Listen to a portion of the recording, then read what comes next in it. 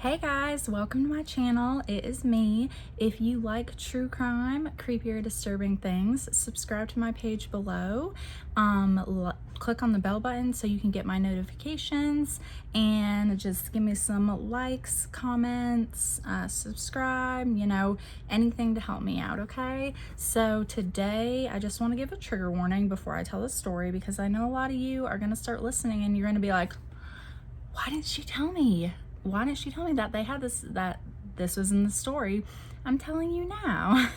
So I just wanted to let you guys know before you started watching it, because it does have sexual assault, rape, animal abuse, and some other upsetting things that also upset me as well as I was researching this video. So I just want to prepare you guys for that. So today we're going to be talking about David Parker Ray, also known as the TOYBOX killer. And if this disturbs you in any way, I'm really sorry. Just click off of it and you can come back to next week's video on Wednesday. On March 22nd, 1999, a naked woman with a padlocked collar with spikes around it ran down a road in the town of Elephant Butte, which I'm guessing that's what it's named, because I know it's not Elephant Butt and I know it's not Elephant Butte.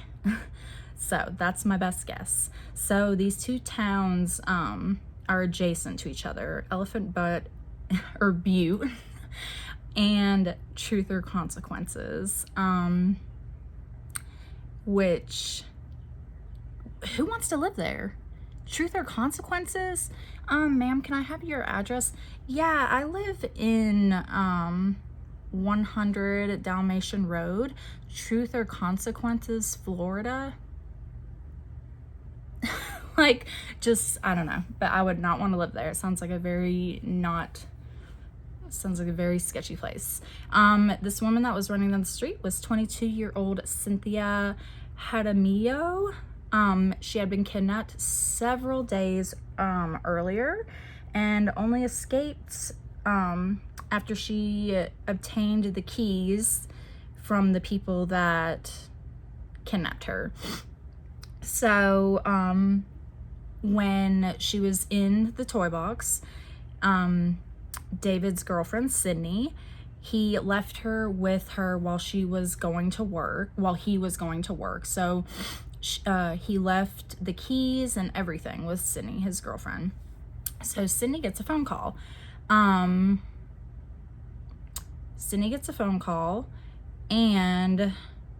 she's just, distracted. She's in the other room, blah, blah, blah, blah, blah, not paying any attention at all. This is when their captive sees the keys on the table, and she's like, oh crap, I'm gonna, shimmy over there and get out of it. She actually Sydney spotted her and tried to wrestle her, and for some reason there was an ice pick on the table, and that's when this girl grabbed it and just plunged it into Cindy's neck.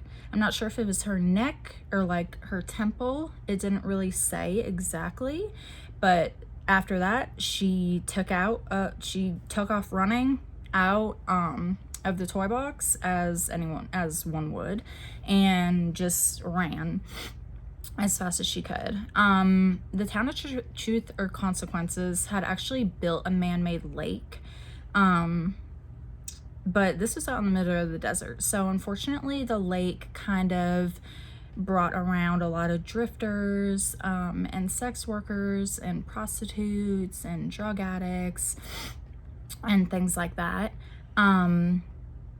So when people saw her running down the street with this spiked collar on and half naked, people were like, just gonna keep driving.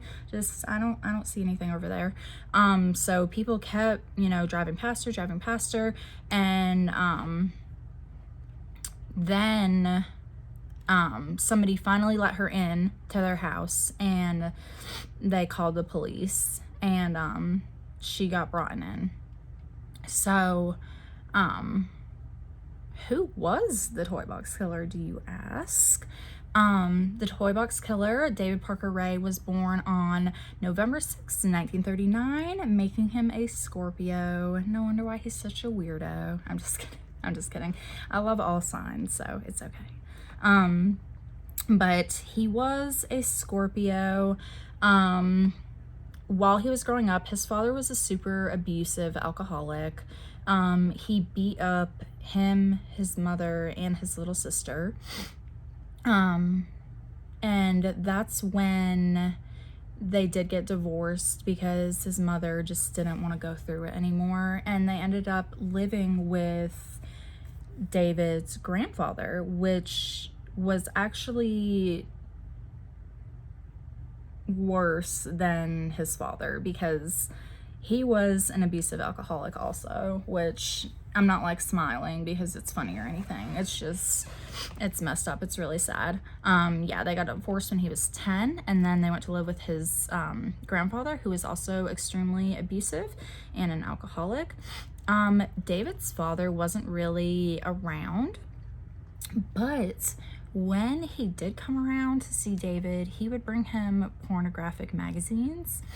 And we don't really know why. Like, I didn't see why he would bring him pornographic magazines, but they were mainly focused around BDSM, and just very like intense graphic material. And like, I just want to say there's nothing wrong with BDSM. Like, you can do whatever you want as long as you're not hurting anyone and as long as it's like consensual, you know. I just don't want anyone to think that I have a huge thing against it or there's something wrong with it, or there's not. So all right, let's keep going. If you're not into that thing, I'm not like I said, I'm not shaming you or judging you. You're allowed to be into whatever you want sexually. You know, you get what I'm saying. So when they got divorced, David's mother pretty much just like disappeared. Like, I kind of researched her, and all that was kind of coming up was that she was a drug addict and a drifter. She also did sex work, so she was also an alcoholic, so she just kind of chose that life over anything else and her kids and things like that. So that's really sad. She had no contact with the family whatsoever anymore. David was physically and mentally beaten pretty bad by bullies at school, all the way from elementary school up to high school. And he was really shy and awkward, so that, you know, made him a really easy target. Getting abused at home and then getting abused at school is obviously going to cause a lot of damage to somebody, because it's like, it's really sad, but some kids have such bad home lives that school is kind of like an escape for them. And like I said, it's somewhere where a lot of kids can at least escape like your shitty home life and shitty upbringing, and David just couldn't escape any of that. During high school, he started to really experiment with drugs and alcohol. During this time experimenting with alcohol and drugs is when he started to become obsessed with pornography, especially BDSM, as I said before. From the magazines that his father had bought in them, you know, they were around BDSM and a lot of hardcore stuff. He had a collection of the magazines and stuff that his dad had given him over time. I'm sorry. My eye's really itchy.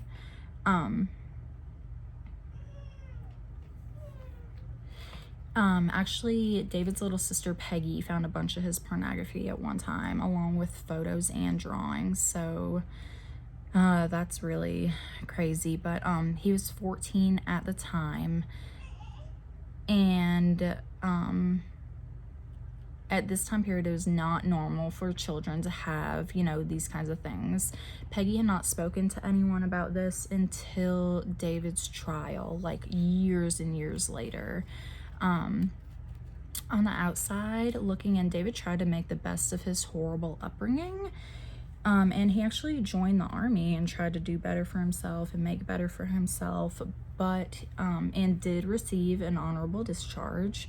But while he was in the army, he worked as a mechanic, and everyone that knew him said that he was very crafty. He could make like take something and make it out of anything. People also said that he was super friendly, funny, and like I said, he was always making things or putting things back together and taking them apart. He would weld and make his own tools to make himself better at his job. And then he married his first wife. He had confided in her that he kidnapped a girl years earlier, tied her up to a tree, and tortured her. So he told that to his first wife.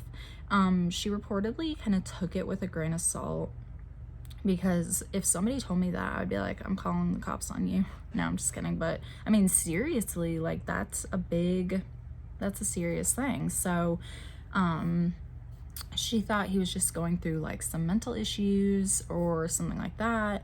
But went on to say that there was a lot of disturbing behavior throughout their marriage. I never really got into what the disturbing behavior was, but I'm guessing it had to do with the BDSM and the pornography and stuff like that. That's what like eventually ended their marriage. David was actually married 4 times. So each of those times ended in divorce. He ended up having 2 daughters throughout the marriages. One was named Glenda Jean Ray, and they called her Jessie.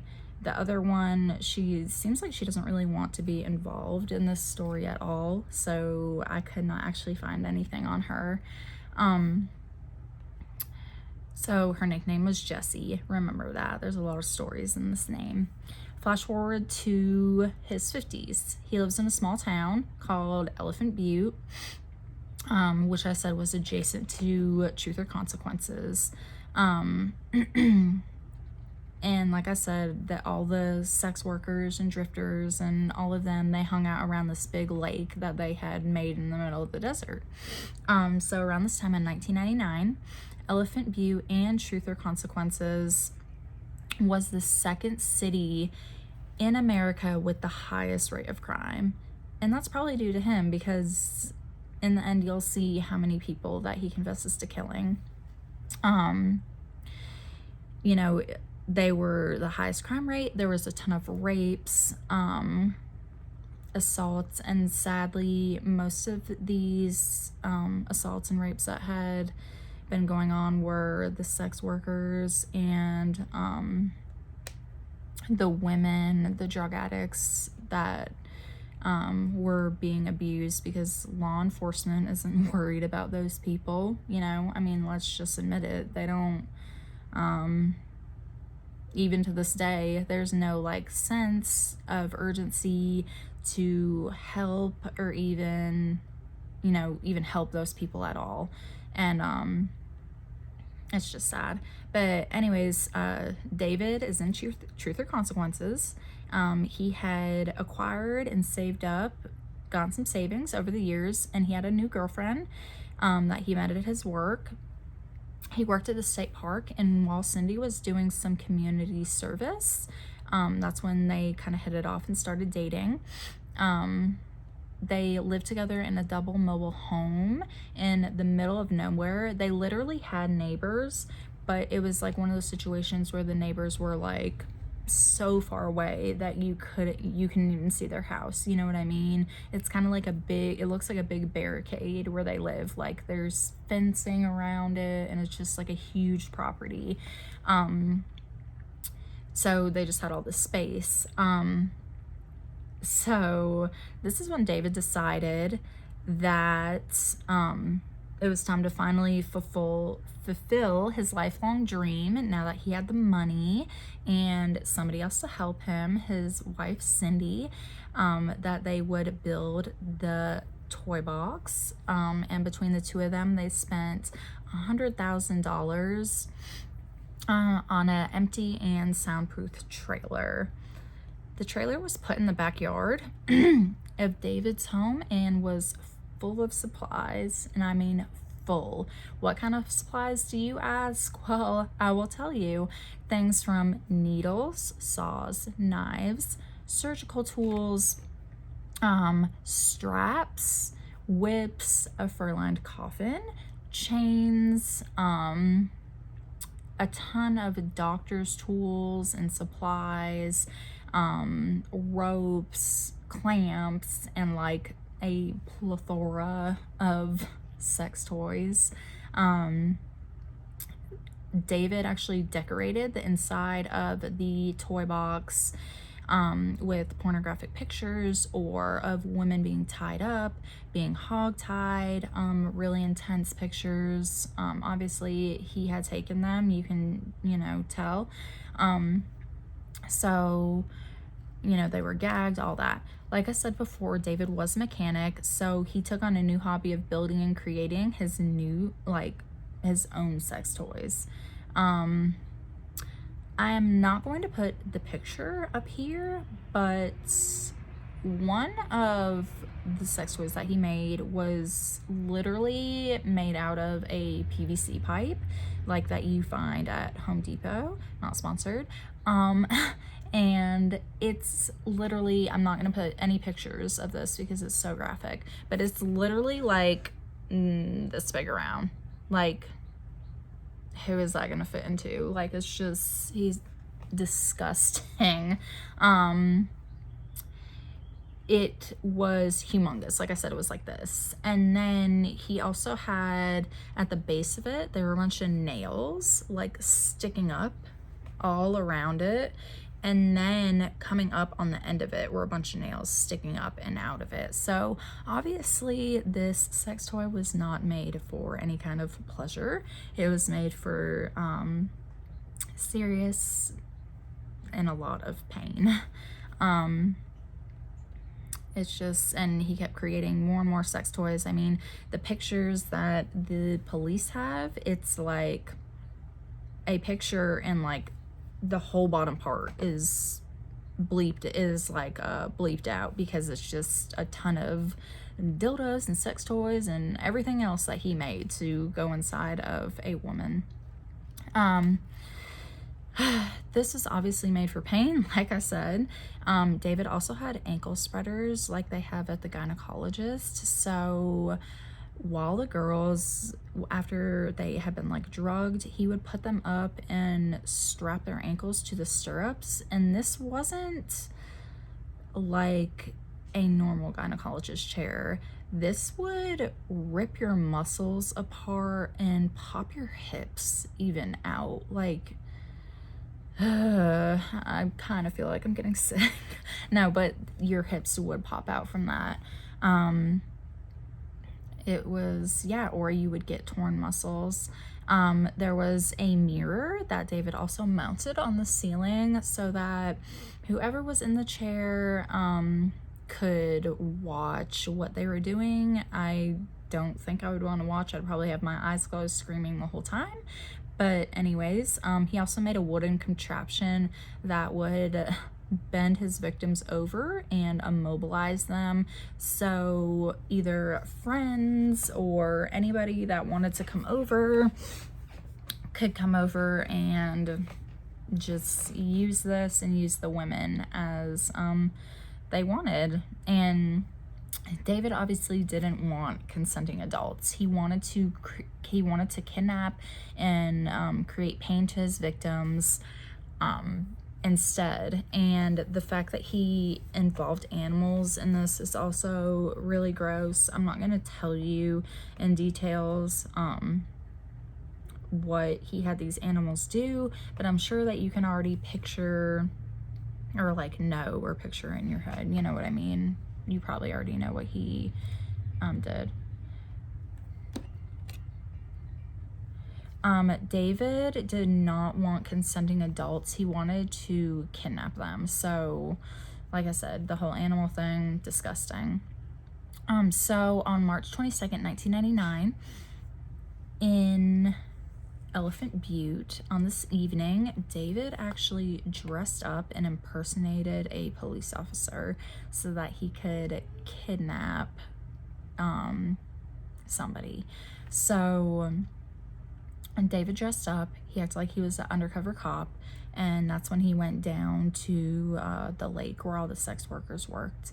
And you know, she offered him some kind of sexual act, and he told her that he was an undercover cop and that he was arresting her for prostitution. And that's when he handcuffed her and put her into the back of his car.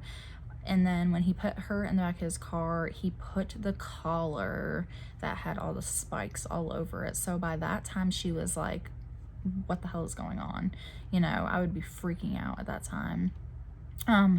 Then when they got to David's home, she was taken inside, handcuffed and chained to a bed in the living room. He had the big dog collar all over her neck. She was there around 3 days, and she thought she had to get out of there or she was gonna die. You know, she was getting raped, she was getting sexually abused. This had been going on for 3 days. She was like, I just have to get out of here.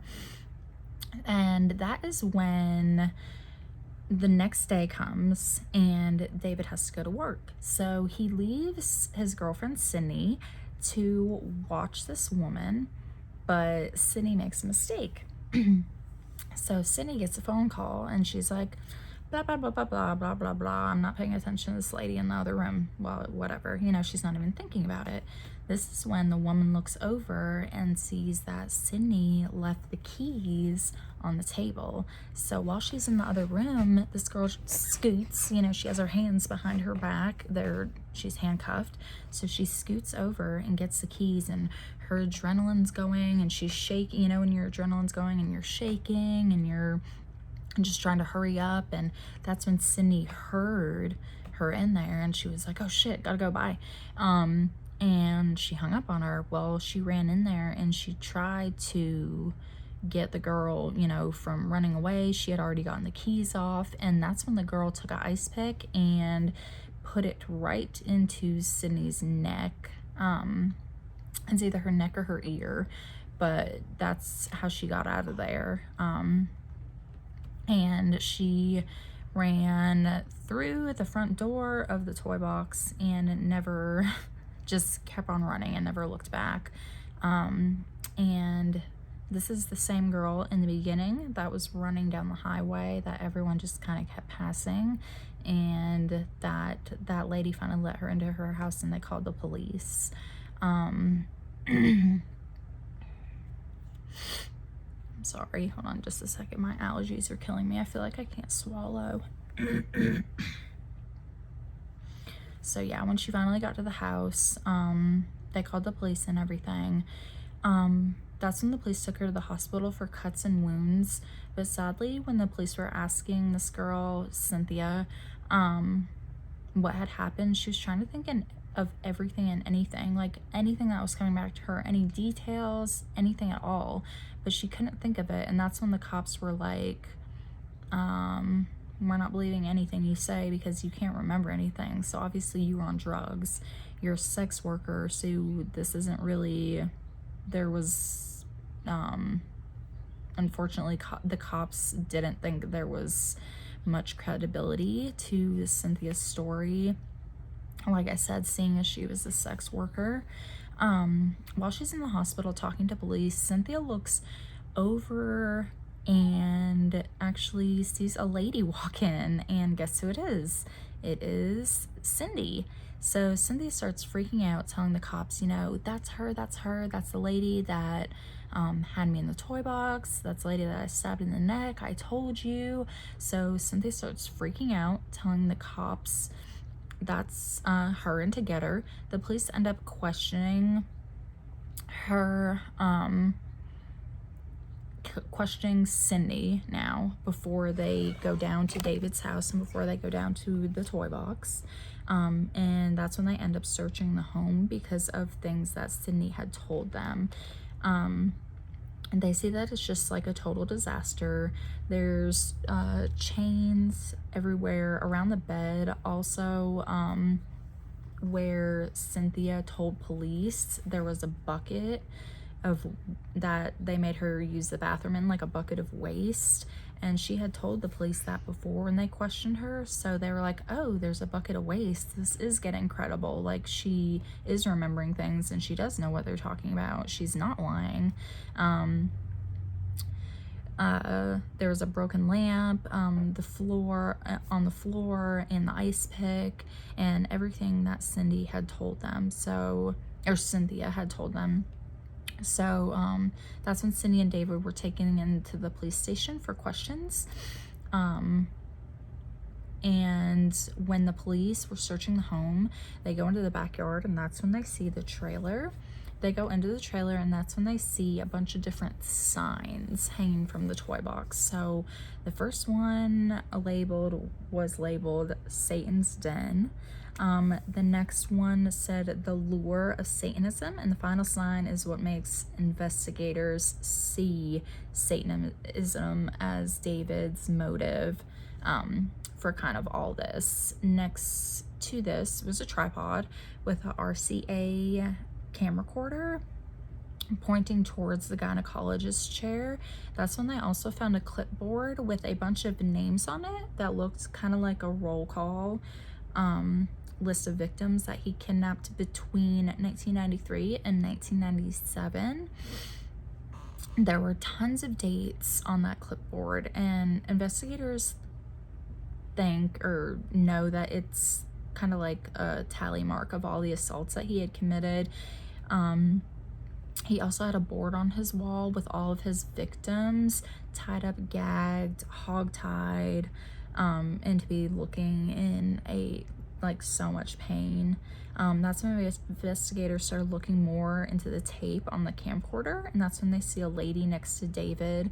She's tied up to this chair and she's naked, but it's very obvious that the lady in the chair wasn't fully awake at all. Like, she's completely out of it. You can see that she's like kind of nodding in and out and is messed up. She doesn't know her surroundings, any of that.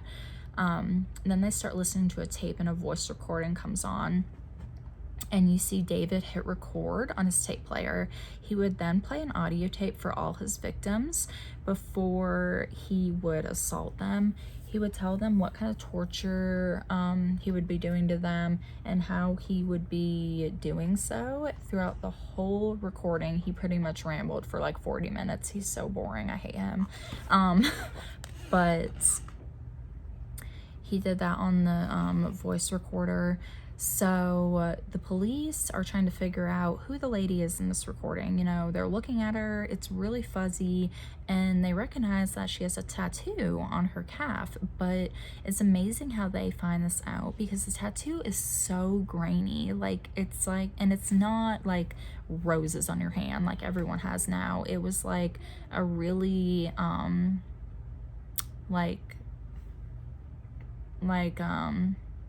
a really out there tattoo that like someone would have drawn themselves, that like nobody else had. And they start looking over it, and that's when they go over the media, and they're like, if you have this tattoo, then, you know, contact the police, we need to talk to you about something.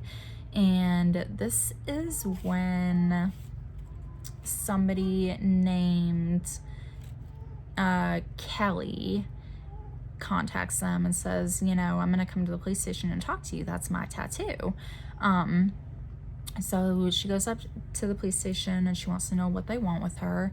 They tell her that she has a videotape, and when Kelly later testifies on July 24th in 1996, she says her and her husband had gotten into an argument, and she left the house deciding to go out with her girlfriends. That's when they ended up at the Blue Saloon, a local bar where everybody local kind of goes out and hangs out.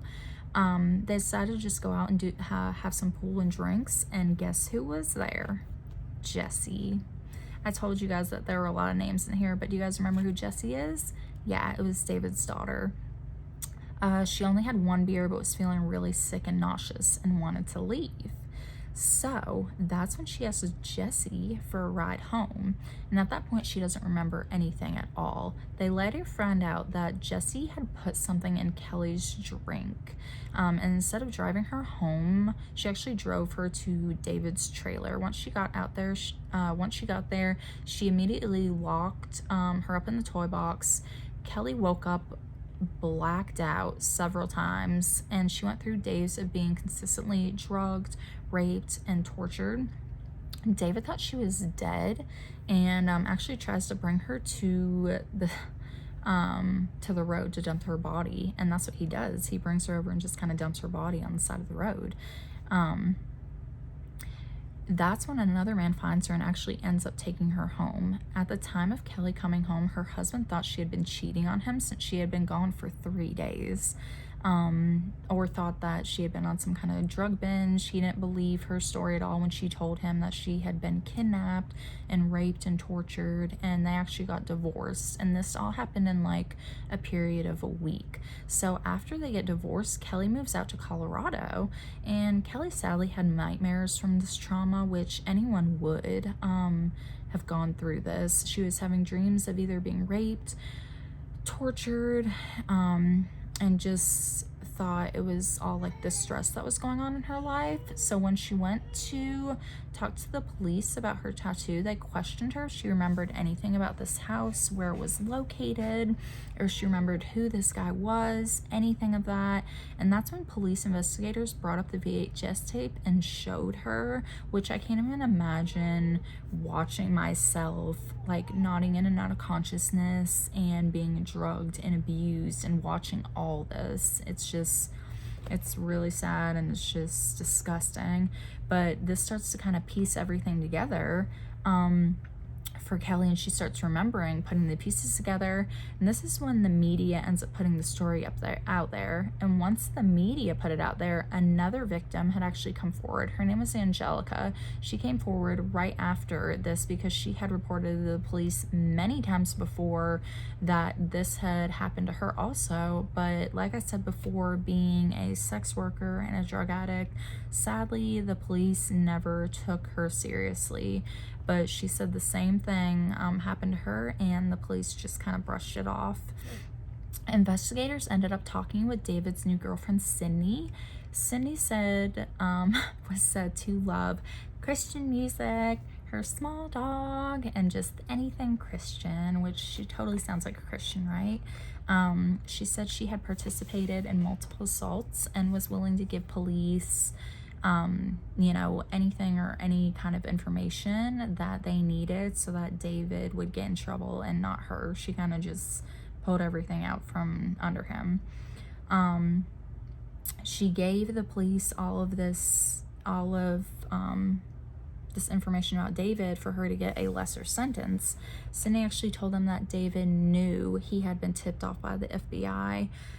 He had reassured Sydney that he talked his way out of it and not to worry about it. Sydney did confirm that David was selling women to other sex traffickers. She also said that David viewed women in a sense that he owned them, and that's where all this BDSM and control was kind of coming from. He actually called them packages. He didn't even call them women, girls, whatever, packages. David was constantly making torture devices, so Sydney claimed David would take pictures of his victims but would burn the photos after a period of time passed, which really disappointed the investigators because that could have been a really big piece of evidence. Based off what Sydney said, David had killed over 30 people, and at first he would try to throw their bodies in the water, but they kept coming back up. So eventually he would cut their stomachs open, fill their stomachs with rocks, and throw them back in the water, hoping and they didn't come up again. So he was like, oh, perfect idea. Sydney claimed that he dropped around 7 bodies in the lake, and that's when you think, investigators be like, yeah, let's go search the lake. It's huge. We can drain it out because remember it's man-made, and search and all that. But nah, they said that it was too dark too deep and that it would cost too much money to drain it out, even though we're looking for a ton of people here and a ton of victims and all that. It's just, it's really sad that they did it. They wouldn't do it just over money. So, Cindy was charged with conspiracy to commit kidnapping, accessory to criminal penetration, and was sentenced to only 36 years in prison, but only had to serve half of that, and then was on probation for a year. She was released in 2017, and Jessie, David's daughter, was a pretty known drug dealer in the area. She said she never knew what was happening to the woman in that toy box. She just thought that he was raping them, which isn't any better than what he was doing.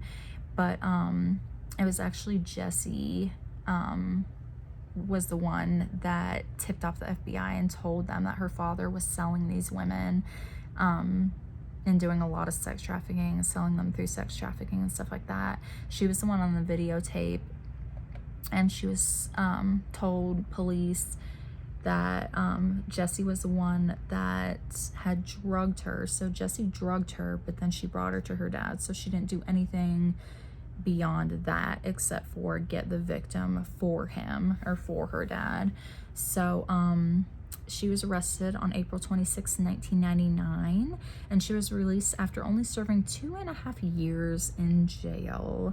David denied that all this happened and stated that they were all prostitutes. They all asked for these sexual favors or things like that, that none of this was his fault, that they asked to be brought back and all this. He showed no remorse and stated that he was actually the victim here. None of these girls were, that he was. But the FBI found a journal that David had written, which was all in his handwriting, so he could not deny this.